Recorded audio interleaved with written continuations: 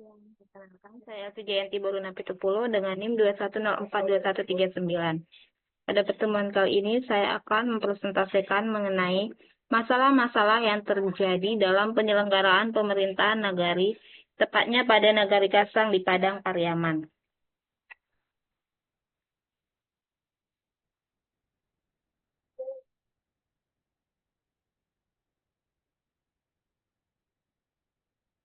Pemerintah nagari merupakan bagian integral dari sistem pemerintahan di Indonesia, terutama di daerah Minangkabau, Sumatera Barat.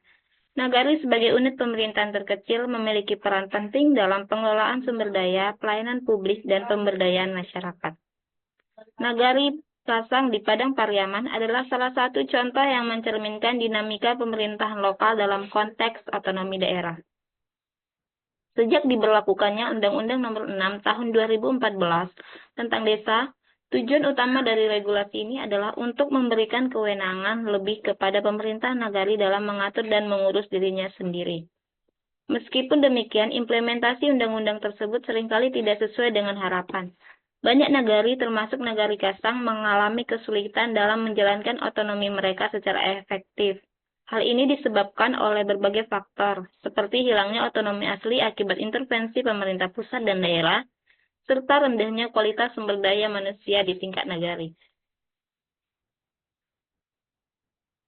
Adapun yang akan dibahas pada pertemuan kali ini yakni mengenai konsep pemerintahan nagari, otonomi daerah dan peraturan terkait, kualitas sumber daya manusia, serta konflik internal dalam pemerintahan nagari.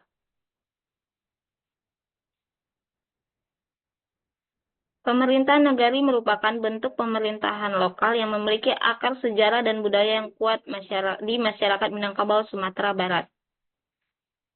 Nagari sebagai kesatuan masyarakat hukum adat berfungsi tidak hanya sebagai unit administratif, tetapi juga sebagai komunitas sosial yang menjalankan fungsi pemerintahan berdasarkan adat istiadat setempat. Otonomi daerah adalah hak, wewenang, dan kewajiban daerah otonom untuk mengatur dan mengurus sendiri urusan pemerintahan dan kepentingan masyarakat setempat sesuai dengan peraturan perundang-undangan. Di Indonesia, otonomi daerah diatur melalui berbagai undang-undang, termasuk Undang-Undang Nomor 22 Tahun 1999 dan Undang-Undang Nomor 6 Tahun 2014 tentang Desa, yang memberikan landasan hukum bagi daerah untuk menjalankan otonomi tersebut. Sedangkan yang dimaksud konflik antara pemerintah nagari dan masyarakat seringkali muncul akibat ketidakpuasan terhadap kebijakan yang diambil. Penelitian ini menunjukkan bahwa kurangnya peran badan musyawarah sebagai penampung aspirasi masyarakat dapat memperburuk hubungan antara pemerintah nagari dan warganya. Konflik ini tidak hanya mengganggu stabilitas sosial, tetapi juga menghambat partisipasi masyarakat dalam proses pembangunan. Berikut adalah profil Nagari Kasang, yang mana Nagari Kasang merupakan salah satu nagari yang terletak di Kecamatan Batang Anai, Kabupaten Padang Pariaman, Provinsi Sumatera Barat. Dengan luas wilayah sekitar 37,76 km bujur sangkar, Nagari Kasang berbatasan langsung dengan Kota Padang di sebelah selatan, Nagari Sungai Buluh di utara, Kabupaten Solok di timur, dan Nagari Katapiang di barat. Sebelum terbentuknya Nagari Kasang seperti yang kita kenal sekarang, wilayah ini merupakan bagian dari Kecamatan Kota Tangah dalam Kabupaten Padang Pariaman. Pada tahun 1980, berdasarkan Peraturan Pemerintah Nomor 17 Tahun 1980, Nagari Kasang resmi dipisahkan dari Kecamatan Kota Tangah dan menjadi bagian dari Kabupaten Padang Pariaman. Hal ini menandai perubahan signifikan dalam pengelolaan pemerintahan nagari. Setelah pemisahan tersebut, Nagari Kasang sempat berada di bawah Kecamatan Lubuk Alung hingga tahun 1982. Pada tahun yang sama, Nagari Kasang ditetapkan menjadi bagian dari Kecamatan Batang Anai melalui Peraturan Pemerintah Nomor 44 Tahun 1982 tentang pembentukan kecamatan baru di lingkungan Provinsi Sumatera Barat. Adapun masalah-masalah yang terjadi dalam penyelenggaraan pemerintahan Nagari Kasang Padang Pariaman ada 3, yakni rendahnya kualitas sumber daya manusia, hilangnya otonomi asli nagari, konflik internal antara perangkat nagari dan masyarakat. Adapun penyebab dari rendahnya kualitas sumber daya manusia, yang pertama, yakni kurangnya pendidikan dan pelatihan formal bagi perangkat nagari, yang mana sebagian besar perangkat nagari belum memperoleh pelatihan yang memadai dalam aspek pemerintahan, baik itu administratif, teknis, maupun manajerial. Di samping itu, minimnya akses terhadap informasi dan teknologi yang relevan menjadi faktor penghambat dalam peningkatan kualitas SDM di pemerintahan nagari. Perangkat nagari seringkali kesulitan dalam mengakses informasi tentang kebijakan pemerintah pusat maupun daerah yang berdampak langsung pada tata kelola pemerintahan di tingkat nagari. Penyebab lain yang memperburuk kualitas SDM di pemerintahan nagari adalah keterbatasan anggaran untuk meningkatkan kapasitas aparatur nagari. Anggaran yang terbatas seringkali digunakan untuk keperluan yang lebih mendesak seperti infrastruktur, sehingga tidak banyak yang dapat dialokasikan untuk pelatihan dan pendidikan perangkat nagari. Masalah yang kedua yakni hilangnya otonomi asli nagari, yang berakar pada intervensi pemerintah pusat dan daerah, meskipun ada landasan hukum yang memberikan kewenangan pada nagari tersebut. Salah satu bentuk intervensi yang paling mencolok adalah pengawasan yang sangat ketat terhadap alokasi dana desa, yang mana pemerintah pusat dan daerah seringkali memberikan aturan yang sangat terperinci mengenai penggunaan dana desa tanpa memberi ruang bagi pemerintah nagari untuk menentukan prioritas pembangunan sesuai dengan kebutuhan masyarakat setempat. Intervensi lainnya terlihat dalam penetapan kebijakan dari tingkat pemerintah yang lebih tinggi tanpa mempertimbangkan kearifan lokal atau kebutuhan spesifik nagari. Misalnya, kebijakan yang ditetapkan oleh pemerintahan daerah atau pusat seringkali tidak mengakomodasi karakteristik unik di setiap nagari, baik budaya, ekonomi, maupun sosial. Kebijakan yang sifatnya beragam ini mengabaikan potensi dan permasalahan yang hanya berlaku di tingkat nagari tertentu, sehingga kebijakan tersebut seringkali tidak efektif dan tidak tepat sasaran.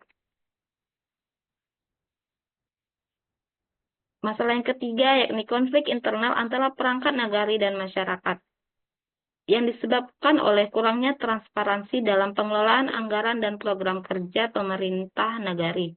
Masyarakat sering merasa bahwa dana desa atau anggaran untuk pembangunan tidak dikelola dengan jelas, dan tidak ada informasi yang memadai mengenai alokasi serta penggunaannya. Ketika anggaran dan program yang dijalankan tidak dapat dipahami atau diawasi dengan mudah oleh masyarakat, maka akan timbul kecurigaan dan ketidakpercayaan terhadap pemerintah nagari. Berikut adalah rekomendasi untuk mengatasi masalah tersebut. Yang pertama, dengan meningkatkan kapasitas SDM. Adapun langkah-langkah yang dapat dilakukan yakni meningkatkan akses perangkat nagari terhadap informasi dan teknologi yang dapat mendukung pelaksanaan tugas mereka. Yang kedua, menyediakan pelatihan dan pendidikan yang sesuai dengan kebutuhan pemerintahan nagari. Yang ketiga, perlu ada kebijakan yang mendukung insentif untuk perangkat nagari yang berprestasi dalam mengikuti pelatihan dan meningkatkan kapasitas diri mereka. Yang keempat, pemerintah nagari harus mendorong partisipasi aktif perangkat nagari dalam forum-forum dan kegiatan-kegiatan yang dapat memperluas wawasan mereka. Solusi yang kedua yakni dengan melakukan penguatan otonomi daerah. Langkah yang dapat ditempuh yakni yang pertama, memperkuat kewenangan pemerintah nagari dalam pengelolaan sumber daya, termasuk alokasi dana desa. Yang kedua, mendorong partisipasi masyarakat dalam perencanaan dan pengambilan keputusan di tingkat nagari. Yang ketiga, perbaikan dalam pengawasan dan regulasi untuk mengurangi intervensi yang berlebihan dari pemerintah pusat atau daerah.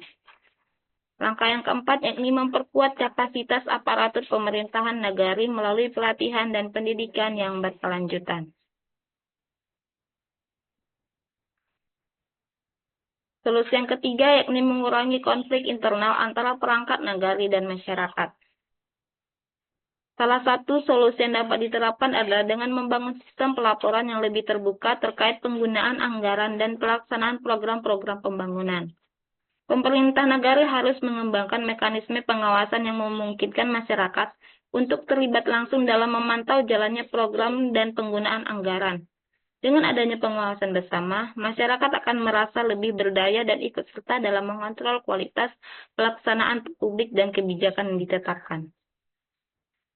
Baik, berikut kesimpulan yang dapat kita ambil dari presentasi ini, yakni penyelenggaraan pemerintah nagari Gantang di Padang Pariaman menghadapi beberapa tantangan signifikan. Masalah utama meliputi rendahnya kualitas sumber daya manusia, hilangnya otonomi asli nagari akibat intervensi pemerintah pusat dan daerah, serta konflik internal antara perangkat nagari dan masyarakat. Berikut saran yang dapat diberikan, serta sumber yang diambil dari sumber yang berikut sumber yang dapat dilihat dalam penulisan laporan tersebut.